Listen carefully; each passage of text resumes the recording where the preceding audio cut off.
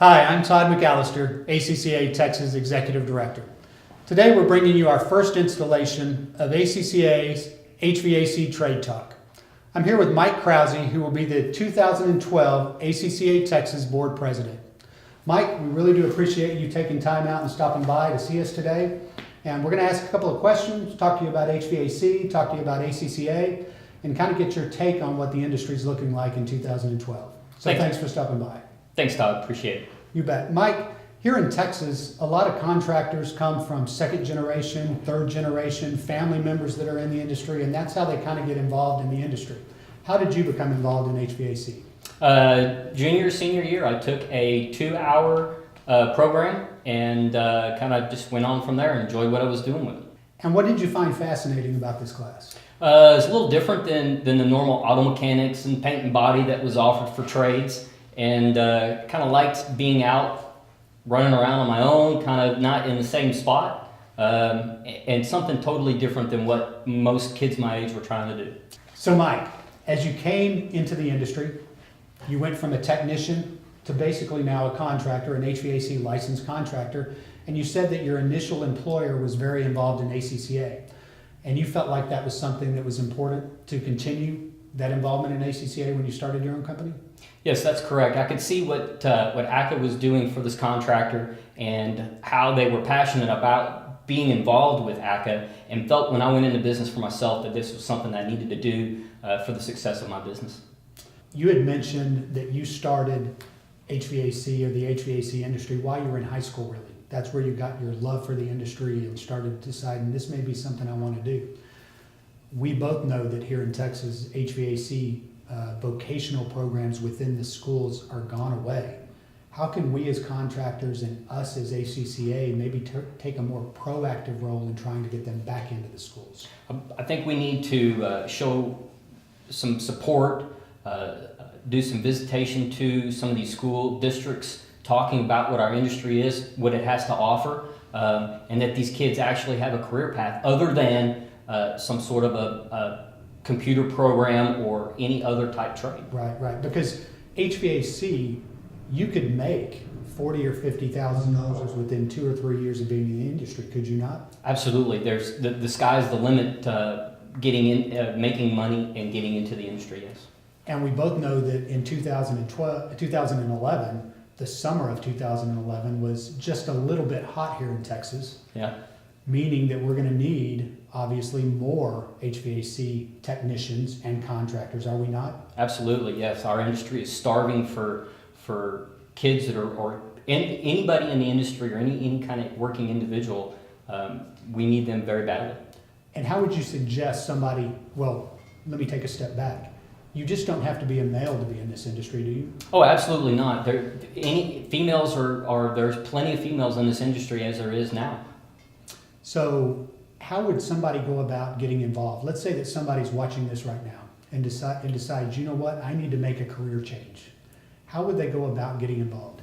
They can contact their local ACCA chapter, and the local ACCA chapters can direct them in the proper area to get some schooling. They can contact the Texas chapter and talk with you guys and get some sort of guidance where they need to go to get their education. Mike, you mentioned the Texas Department of Licensing, and here in Texas, HVAC contractors are regulated by the TDLR. And you mentioned that we need to continue the open dialogue with the TDLR. How can ACCA-Texas, or more importantly, how does ACCA-Texas keep that dialogue open? Communication. We need to keep our lines of communication open to the TDLR, express our concerns to them, get some petitions to the TDLR from contractors in the state about what their concerns are and what's not being done by our regulating industry. Right. And the TDLR does a pretty good job of regulating our industry, and they do a pretty good job of trying to keep the unlicensed contractors out of this industry. But the public is completely, or I would say that the public tends to be completely unaware that you need to have an HVAC license to be working on HVAC equipment. Is that correct? Absolutely, that is definitely correct. Do you see the unlicensed issue as a problem here in Texas? It's a big problem in Texas. There's lots of guys that are running around doing things they don't need to be doing. They don't have the insurance. They don't have the training, and they're just they're making things worse for us contractors who are abiding by the rules and doing what we need to be doing, what we're supposed to be doing. What could an unlicensed contractor, how could an unlicensed contractor, let's put it that way, affect somebody's HVAC system? What if they came over to work on my system and they're unlicensed? What might happen? What might they do?